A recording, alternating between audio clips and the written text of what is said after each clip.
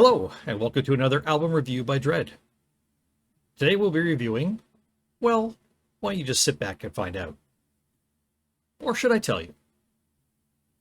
Today we'll be reviewing, from 2001, No World Order from Gamma Ray. Gamma Ray's 2001 album, No World Order, was not my first introduction to the band.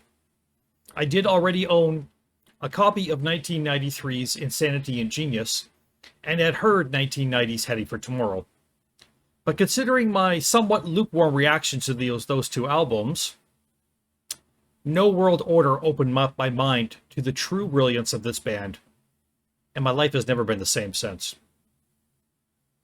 For those who may not have heard of guitarist and vocalist Kai Hansen, let me give you a brief rundown. Born in January of 1963 in Hamburg, West Germany, Kai Michael Hansen is universally recognized as the godfather of power metal, and is directly and or indirectly responsible for the formation and popularity of the bands Helloween, Gamma Ray, Iron Savior, Blind Guardian, Unisonic, Tobias Sammet's Avantasia, and Primal Fear. Kai Hansen was the lead guitarist and sometimes lead singer of Helloween from 1983 until 1989, when he left the group and formed the band Gamma Ray. The lineup for the first Gamma Ray album in 1990 included Ralf Scheepers, Uwe Wessel, and Matthias Burchardt. A few lineup changes followed as the group released 2 more albums plus an EP. In 1995, vocalist Ralf Scheepers left to follow his dream of being the new lead singer for iconic band Judas Priest. He was reportedly amongst the final 3 being considered for the coveted job, the other 2 being Canadian Devin Townsend, founder of extreme metal band Strapping Young Lad, and the man who ultimately got the job, Tim Ripper Owens. Ralph moved on and formed the powerhouse German metal band Primal Fear. With Ralf Scheepers stepping away from the microphone for Gamma Ray, Kai Hansen took over the lead vocal duties, for the first time in this band. 1995's album Land of the Free, despite being released at a time when grunge was the prevailing fashion in music, was a rousing success. Following Land of the Free, Gamma Ray released 1 live album, 2 more studio albums, and 1 double album of re-recorded songs, all with Kai as vocalist. Some more minor lineup changes occurred during this time. After taking a break for a year to form the sci-fi lyric power metal band Iron Savior, Kai Hansen returned with Gamma Ray in 2001 and released No World Order. On this album, the Gamma Ray sound moved closer to that of bands such as Judas Priest, Iron Maiden, and Queensryche. It was a highly praised album that was followed by yet another globe-trotting Gamma Ray European tour. This was the 6th Gamma Ray album to feature Kai Hansen on lead vocals, and the 10th overall for the band. When asked about the band's influences, Kai Hansen said this in a 2006 interview. "We always had influences from these bands, Black Sabbath, Judas Priest, Iron Maiden. And sometimes such strong influences somehow force you to transfer something of them in your music. I don't deny that these bands have affected, in a way, our music."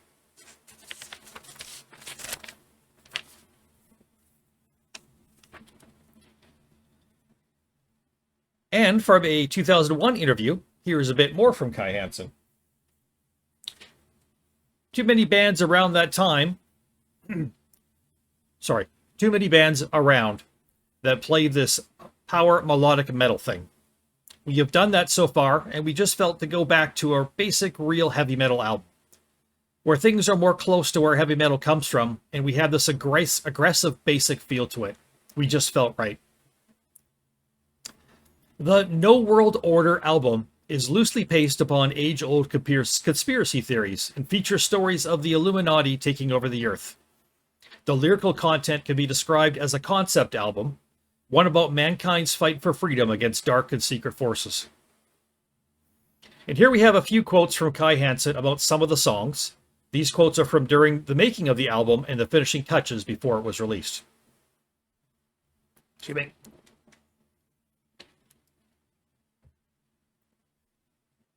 Solid was the first track I've written because I was doing some writing for Iron Savior, and I did some work with Piet Sielck, lead vocalist guitarist for Iron Savior. Then I carried this idea to Solid. It was meant to be an Iron Savior track, but somehow it felt more like a Gamma Ray song. The lyrics were written about the Iron Savior theme, but then again, the words sound so tight on this song, so I didn't want to change it. I kept it the way it is. That was the plan of the first song.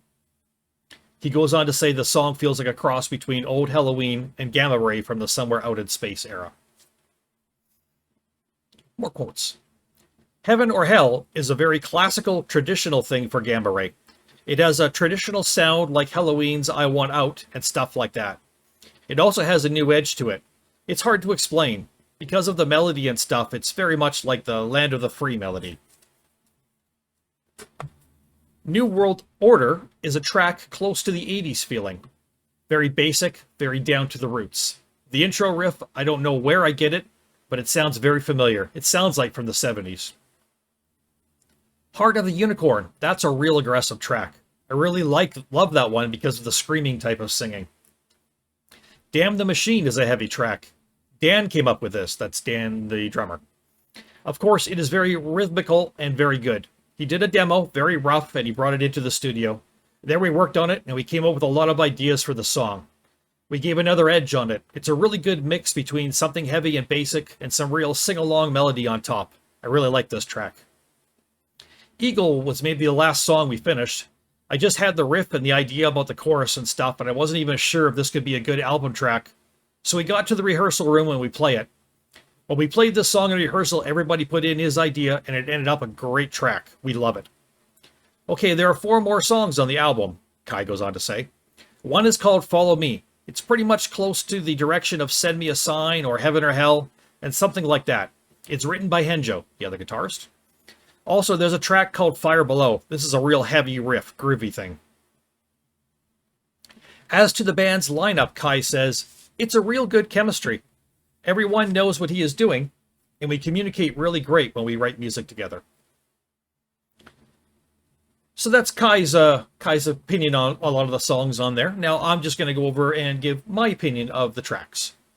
There are 11 tracks on this album, plus one bonus track for Japan bonus track, and we'll cover that as well.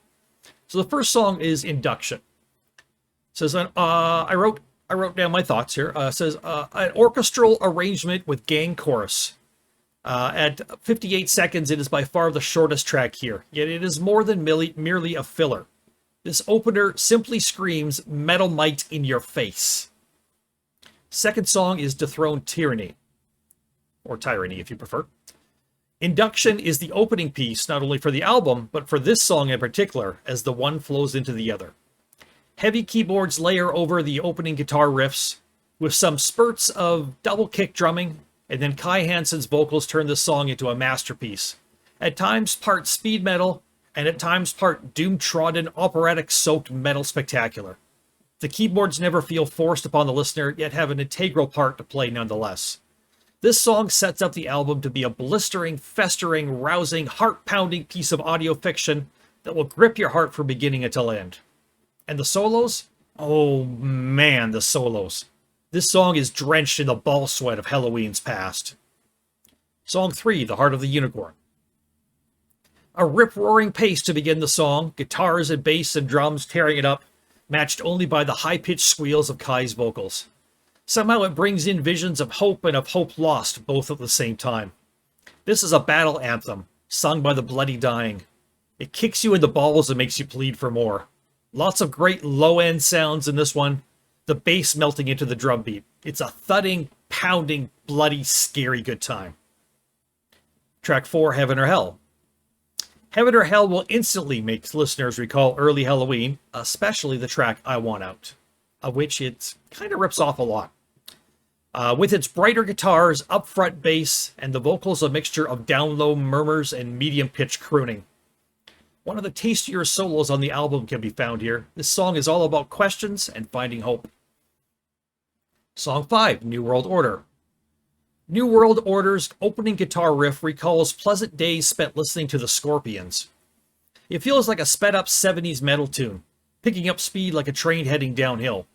Once again, Kai's vocals are pitched lower here, meshing so well with the music. One of the most underappreciated and simple choruses in rock and roll history can be found here. The absolute roar of the dirty sounding guitars can threaten to tear your heart out of your chest if you turn your headphones up too loud. Guitar work becomes very priesty at times. A nice breakdown a little over halfway through the song complements the mood change very well, picking the pace back up on the other side, making you want to smash your face in with a brick. In a good way. Song 6, Damn the Machine. Guitars so low they only rumble. Opening of the song reminds me of trying to wake up after a late night with very little sleep, only to find the only thing worse than your sleepiness is your hangover. Makes you feel like the walls are closing in on you. A song of anguish from the tortured souls of the past. Moody and brooding, it nevertheless commands your attention. It does its purpose, providing a sort of an interlude midway through the album without being a throwaway tune by any means. Terrific soloing within, and a return to some gang choruses. Track 7, Solid. Solid has some terrific drumming to start off, a really unique beat.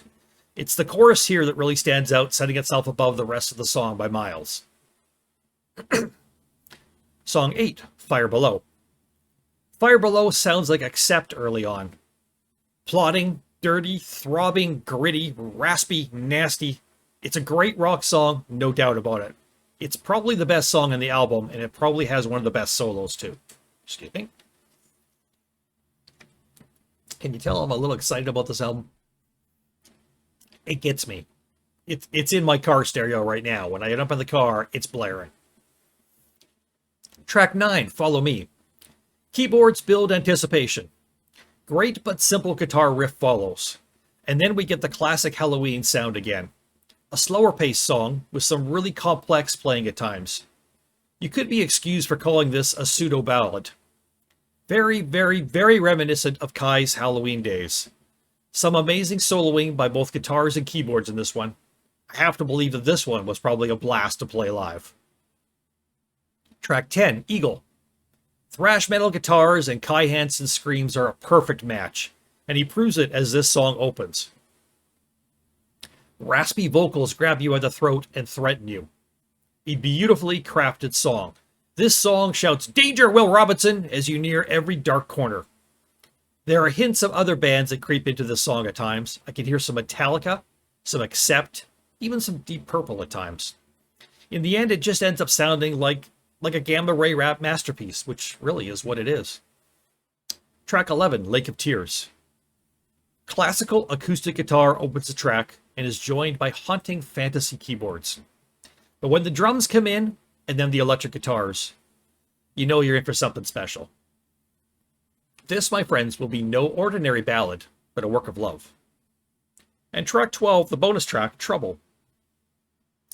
As the song opens, I am instantly thinking of classic 70s tune like Space Truckin' by Deep Purple and Rocks Off by Def Leppard. I think it might be 80s tune. 80s, 70s? Might be 70s.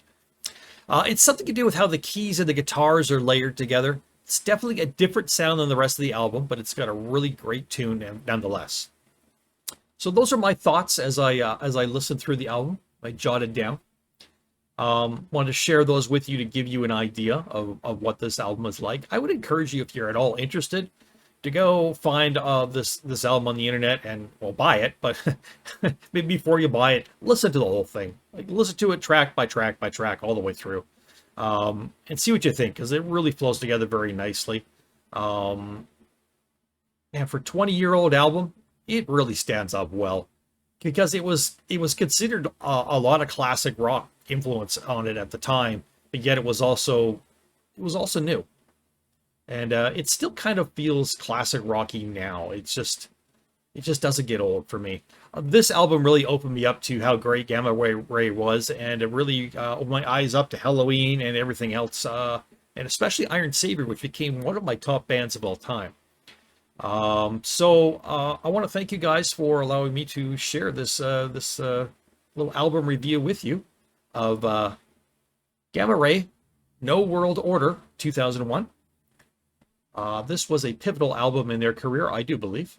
And like I say, it turned me on to a lot of good music, and I'm really thankful for it, which is why Dread from Mist Valley Arts and Entertainment, or Mist Valley Gaming if you prefer, is very proud and pleased to give this a rating of 95 out of 100. Or if you like to shorten things up, 9.5 out of 10, sure, you could go with that. I want to thank you all for tuning in again. Go check out this band. Go check out any links I put down below for this stuff. Kai Hansen is a musical genius. And yes, once again, thank you. I appreciate your views very much, your comments. Share what you think of this album. And we will catch you later. My name is Dread. Peace out, everybody.